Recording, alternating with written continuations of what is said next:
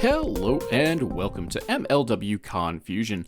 I'm your host Rob Cameron, bringing you all that you may or may not need to know about Major League Wrestling and its television programming. This week, once again, MLW is back, baby. Summer of the Beasts. Lots of stuff going on this week, so let's just cut out the middleman and jump into the menus, Minute Bowl, anything like that, padding out the time, even though I didn't mean to do that. And of course, editing, not a thing. Jump over to the Patreon, help a boy out, maybe I'll have the resources to edit. Anywho, news this week. Got some more news coming out of Fightland. Fightland is going to be September 14th at Center Stage, Atlanta, Georgia. The Andersons, CW, and Brock will be there.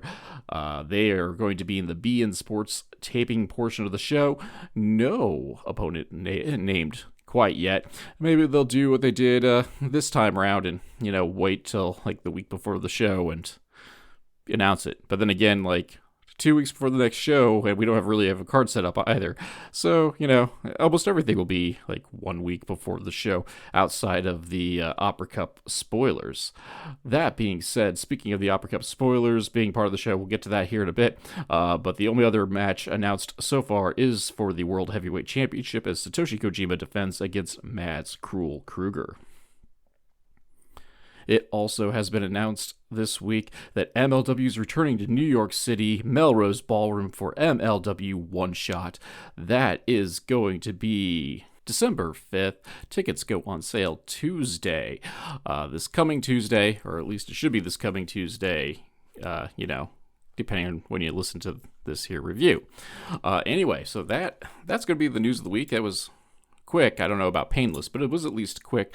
So let's talk about it. Let's talk about Summer of the Beasts. That is what we're all here for an MLW podcast. Am I right? Well, you're technically right. But the thing is Summer of the Beasts got started quite late. I know about 45 minutes late before we get stuff. I know there was we'll call it a pre-broadcast with no sound. The feed cut out, and then about 7:15 Central Standard Time, we got the show back. Contra is blamed for hacking the system, which is funny considering that they had the semi-main event match tonight and a featherweight championship tonight. But whatever. Let's ruin the entire show based on this. So, despite two big production hires, MLW is trying to not take a step forward on that. And this is not the only, this is the biggest gaffe tonight, but it's not the only one. And I'll probably missed a bunch of them too. But just it's kind of hard to take things seriously if you're hyping a big event and then your broadcast is already buggered, especially since you decided that you're going to do your own thing instead of, get the help of an outside service such as IWTV or Triller TV. Anyway, when we finally do have show, Joe Dombrowski, Christian Cole, to run down the show for us. We get a doomsday clock. No one knows what's going on with that doomsday clock, but everyone's terrified about it as we move into our first match, and that is semifinal action for the quarterfinal action for the Opera Cup as Bad Dude Tito takes on Alex Kane. As Kane comes out, we have Miyu Yamashita's Tron, so there's another gap right there. But anyway, yeah, so ignoring all the gaffes, this match is a banger, as we expected it would be. Low key, match of the night as far as I'm concerned. We're starting off with some clubbering, exploder into the corner, followed by Tope Suicida by Bad Dude Tito. I do wish commentary would decide what name they're going to go with Tito, because ultimately they string together every single one of his names. So they try to bring him in as Big Dude Tito, and then they're oh, we should acknowledge he's Bad Dude Tito. Oh, let's make sure he has his last name in there too. And so we got this big old chain name that they're trying to throw out there, and I don't think it works. Anywho, yeah, so we're fighting outside the ring, up on the ring apron, a spear and a apron splash by Alex Kane. And if you weren't aware, that was the hardest part of the ring. Once they make it into the ring, though, crash landing gets a 2 count. Blockbuster by Tito, and they're trading strikes. F5 by Tito only gets a 2 count, though.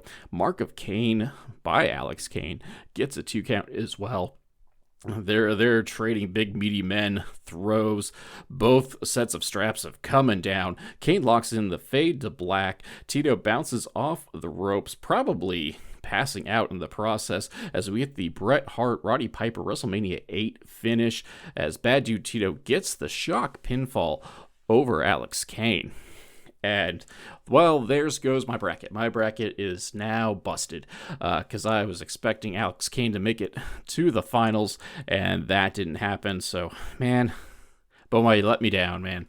But in all seriousness, though, despite my bracket being broken, this was a real fun match. It was quite the sprint, really. There was not a whole lot of downtime. There's just two thick dudes doing thick dude things.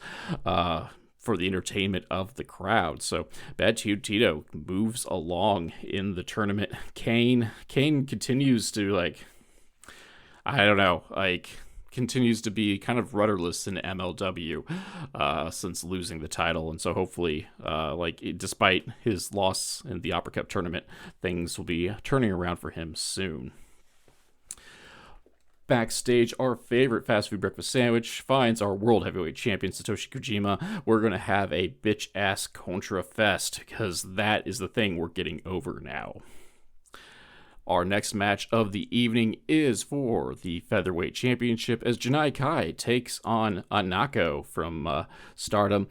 Anako wants to test his strength, but, because she's huge, she's 5'11", but, keeps switching arms on Janai Kai, and Kai just finally has enough and kicks her in the midsection. We're trading counters, going back and forth before Kai gets the opportunity, starts kicking, and kicking away she does. Anako is defiant, though, and remembers that she's a giant, hitting some big person offense, torture rack, which I'm not going to lie, you don't see a whole lot of women do torture racks, and so I'm down with it. I do love me a good torture rack. But Kai will not give up. Big vertical suplex, only gets a 2 count off that, though. Another torture rack attempt. Kai, though, launches some elbows to fight out of it. Strikes and a dragon screw in the corner roundhouse, followed by the demon clutch. And we have a tap out. Your winner, and still MLW Featherweight Champion, Janai Kai, representing Contra. This match was also a sprint, just a shorter sprint than the previous match.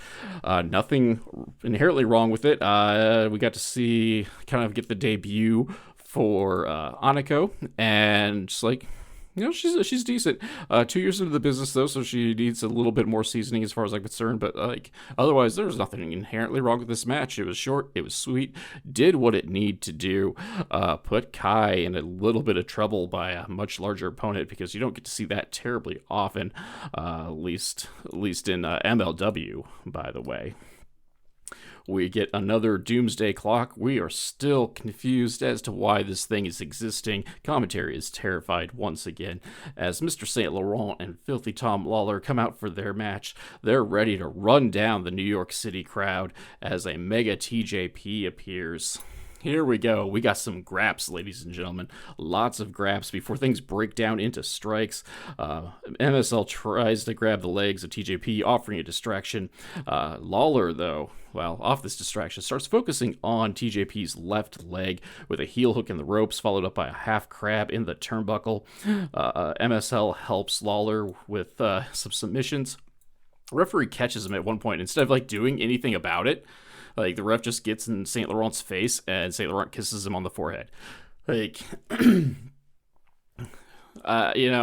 guess disqualifications aren't a thing, and we're not going to throw St. Laurent out for blatant interfering, but whatever, man. TJP reverses the figure 4 while the ref's back is turned, locks in, and I guess you don't really lock it in, but hits an arm snap on Tom.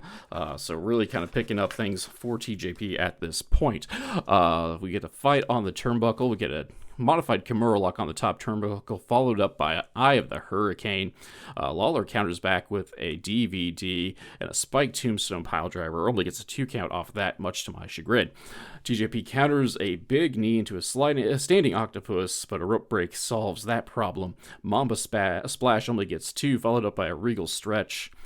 We get a counter from that Regal Stretch into an ankle lock. However, TJP hits a big running knee, putting Tom Lawler down for the 3 count. So he is advancing to the to the third round, the semifinals of the Opera Cup. TJP is so not too bad for an alternate, I do declare.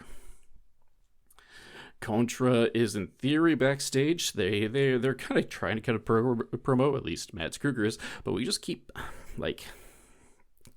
panning to the crowd, so we can't hear anything, and the crowd looks so enthusiastic because I can't speak for them specifically, but having been in an MLW crowd, during these backstage promos, they do play them on the screen periodically, and you can't hear them.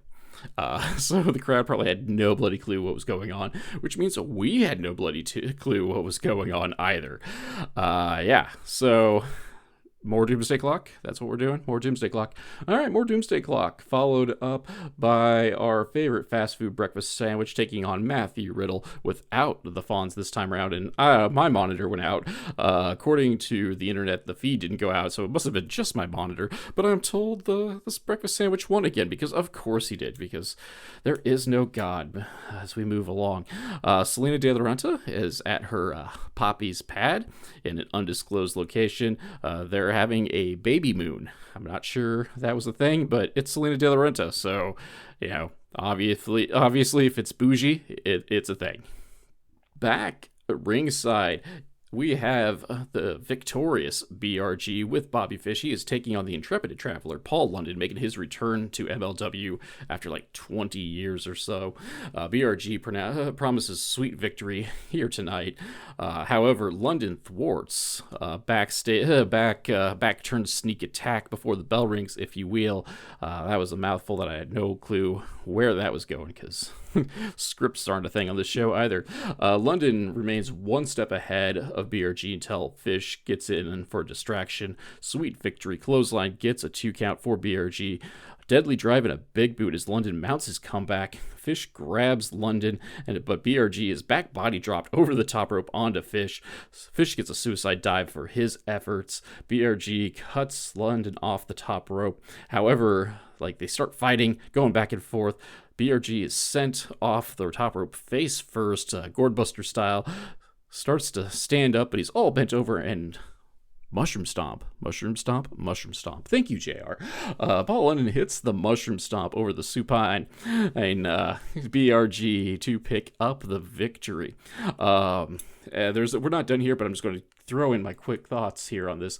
Did BRG really need the loss here? I get it. I get it. He part of his shtick is that he's a punchable heel and he's not, just a tough guy world beater. But I feel to cement that he has a good mentor in Bobby Fish, he needed to, start the party off with a victory. And that didn't happen. Nope, Paul London won. On a certain level, I don't have a problem with Paul London winning. He is a 20-year veteran, very respected figure, very good professional wrestler still at his age, just older and wiser. However, again, we're trying to put over the next generation of MLW stars and putting over this new alliance between BRG and Bobby Fish, and we start the party off with a loss. As I said, this wasn't the end of it, though. We get a 2-on-1 beatdown by Bobby Fish and BRG on Paul London when we hear some brand new music. It's the Andersons. They come out, play up to the crowd for a moment, come to the ring, look like they're going to even things up, or, actually tip the odds in favor of the unconscious Paul London. But swerve, bro. The Andersons are out to beat up Paul London. It is, it's back to being 2-on-1 because Fish and BRG are okay, well, you're doing my job for me, so they kind of duck out. The Andersons take out security and an EMT that is trying to help things out. As we go to a hype video for the Akira Kenta match in the Opera Cup, next round of the Opera Cup. Come back. The Andersons are still in the ring. They just love beating people up, and they're looking to make a statement in MLW, and it looks like they've done a pretty darn good job in the process. In the meanwhile, I guess their match is up next. They are taking on the makeshift tag team of Love Doug and Jay Lion, formerly of the main event. Yeah, the Love Doug Jay Lion tag team are listed on the little cue card thing as the Andersons, so there we go again. There we go again. Anyway, Love Doug making his return. Both him and Jay Lion are making their returns to the company. Doug is to start things off, and, well, it doesn't go well for him. They're working over Doug's arms, old Anderson-style quick tags in and out. Doug gets in hot tag. Jay Lion comes in like a ball of fire, but is punched in the face almost immediately.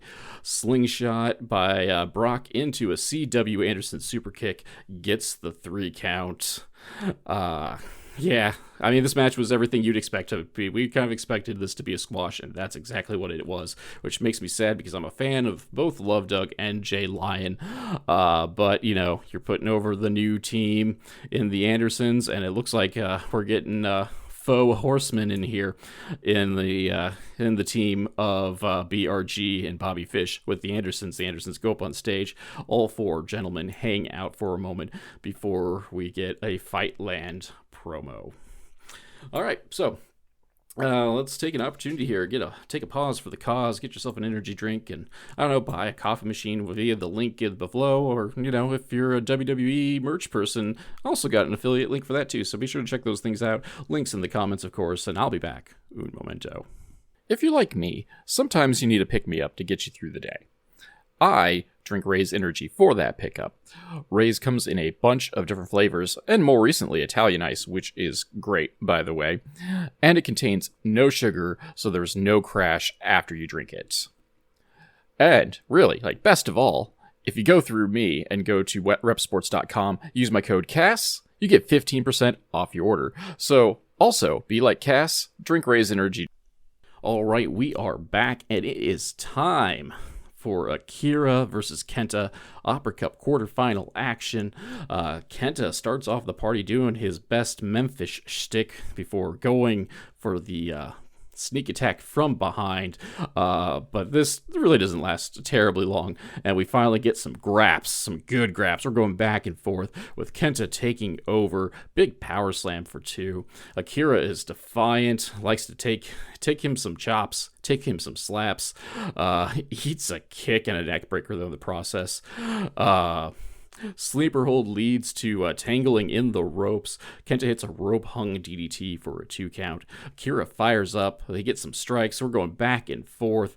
Back suplex by Akira and a figure 4 in the ring. Kenta reverses it, but instead of reversing the pressure, Akira fights through it and locks in this weird modified Buddha lock, which looked both awesome and awkward at the same time. Kenta though rolls them both into the rope, so we have to break things up. We get a fight on the top rope. Avalanche Falcon Arrow did the deed. Not the 3 count though, unfortunately, only 2 count by Kenta. Double stomp by Kenta, only gets 2 as well. Akira fires up, goes for a GTS, which is a terrible, terrible idea. Even Kenta thinks so as he catches Akira's leg. Big slap, and we're going back and forth with the strikes and slaps. Then Akira goes for the electric chair and a sliding forearm. This is all for, just a 2 count though. More slaps back and forth, but really no one outslaps Kenta. Akira is knocked loopy with one of those slaps. Kenta catches him in a GTS and gets the 3 count. And there goes the rest of my bracket.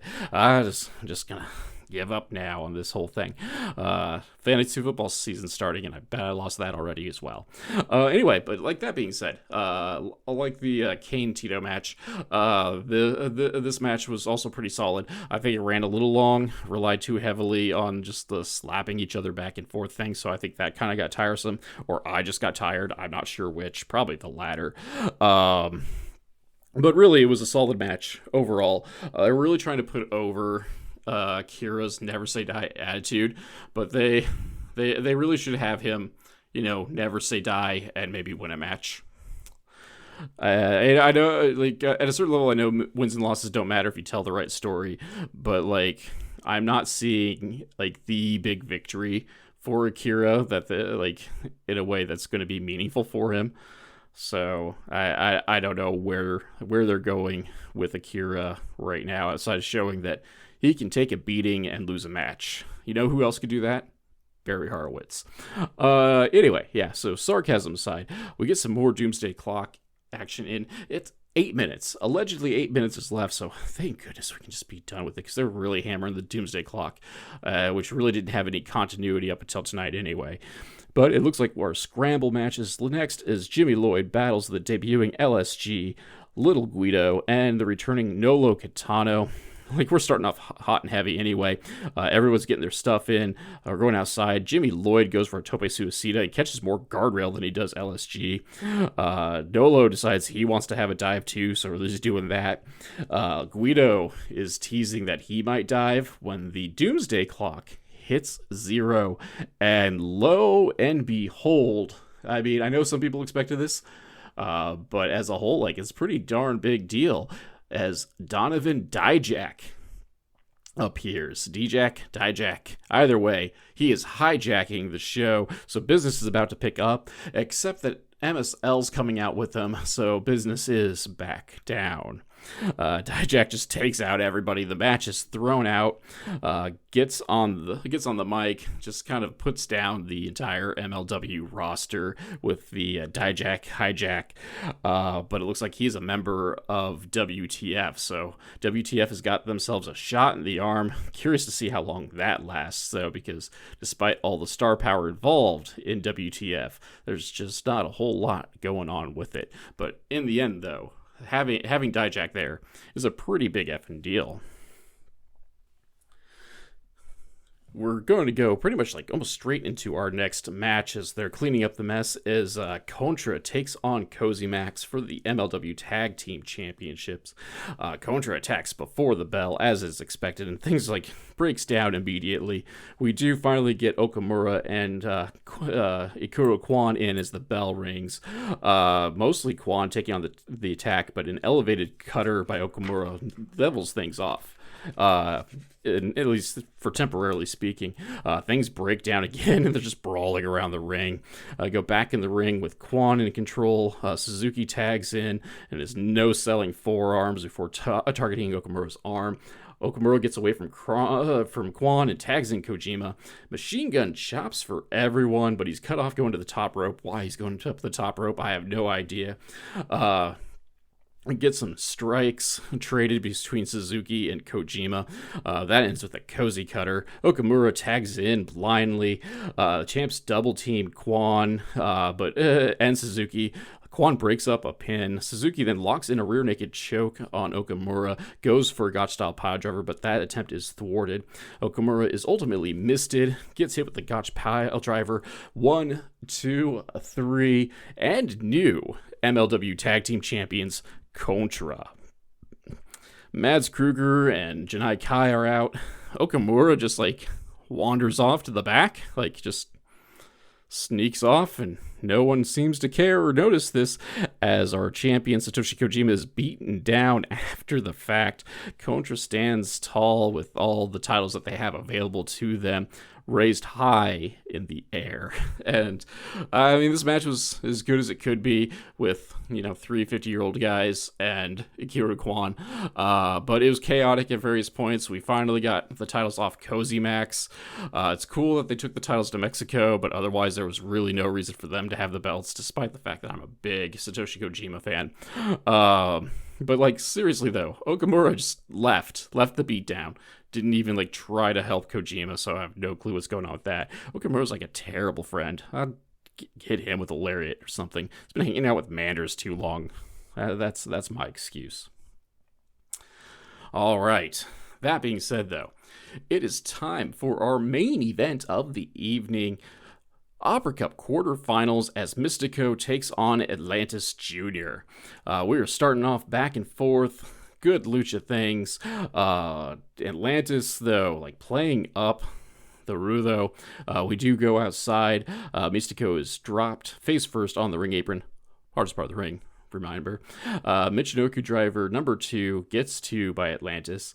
Atlantis maintains control, goes for the mask. Again, he's playing Rudo. Jesus Rodriguez, who did the introductions, is firmly on Atlantis' side and just slaps Mistico in the head. Mistico comes back with some good lucha things, like a tope suicida for Jesus as well, because he's being a jerk. Mistico maintains control, like feigns like going for the mask of Atlantis, but ultimately just plays up to the crowd. Atlantis hits a rolling cutter, followed by 2 big monkey flips. La Latita only gets 2. One of the big finishers of Atlantis Jr. only gets a 2 count, though. Follows it up with a flying nothing. Mystico is cut off early for his attempt. Spinning tombstone piledriver only gets 2, and that's a dime if I had a nickel for every time a piledriver failed this night. It's not a whole lot, but it shouldn't happen at all. But, it's whatever. Going up top again, Atlantis is cut off. He gets hit by a super play. Only 2 count off of that one. Big lucha sequences ended with a destroyer. No pinfall even attempted off that one, so I'm not quite as angry off that. However, Mistico goes up top because he can't let Mystica in. Goes up top, hits the Swan Con to get the 3 count. Your winner and advancing to the semifinals is your middleweight champion, Mistico. And that was a solid match between the two. I felt it kind of dragged, overall. That's the thing. Why one complaint about Mistico matches is they, especially if he's in the main event, they try to make them come off as these epic affairs. And on one hand, they're not horrible, but they just drag on enough that by the time you're in 3 hours into a show, you're just kind of ready to be done with it. And that's how I felt for this. Again, there's nothing inherently wrong with the match. It was a good match, especially for featuring lucha talent, which we don't, let's face it, we don't get enough lucha talent on our television screens. But yeah, it just I felt it dragged, and probably could have chopped out 5 minutes and had the same quality of a match. But that being said, that was the main event. That is the big match of the evening. There's some very high points coming into the show. Obviously, the in-ring overall is still very good. There's some booking decisions I question, again, with Akira losing matches despite trying to show how tough he is, and BRG losing his debut with Bobby Fish is a choice as well. But on the upside, we got Dijak coming in. We got Contra with the belts, so hopefully we have a slightly better reign than Cozy Max. So if MLW could do 2 things.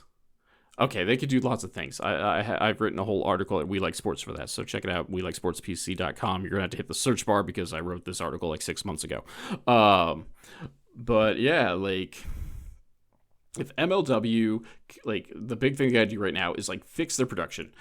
They've been having production issues, it's stupid silly ones for a handful of months now, and they made 2 big budget production hires, and this stuff hasn't gotten better, especially the feed. I'll forgive the feed because there's some technology stuff that I don't understand, so something could have blown, I don't know, but there is no reason for Alex Kane being forced to come out to Miyu Yamashita's Tron and or music. There's no reason for the title card errors and the odd panning to the crowd during Contra's promo as well. So that is the big thing, and the other thing is get rid of McGriddle. Yeah, but yeah. So but in ring though, MLW shows why they're one of the top promotions in the U.S. wrestling scene. It's the everything else that we need to kind of clean up, tighten up for a bit, and you could have something really going there. Obviously, they get these moments of momentum, and I feel like tonight was a really big show for the next step of MLW heading off into the fall. So creatively speaking, I am intrigued to see where this is going. But again, some of the gaffes kind of take me out of things, man. That being said, let me know what you think about that. Like, did it take you out as much as it took me out? Am I just old and cynical? The answer is probably. But in the meanwhile, like, we've been going for a half hour. It's time to wind things down. I do appreciate y'all giving this here thing a listen. Be sure to check out where we're going with on the Urban Wrestling Network. Hit out the plugs at the end of the show. Check out the Patreon and all that good stuff. And in the meanwhile, like, we got a couple weeks of no MLW. Got a couple of big interviews lined up. We'll see if they follow through. Surprise, surprise. Let's see where we're going. In the meanwhile, though, we'll see you next week.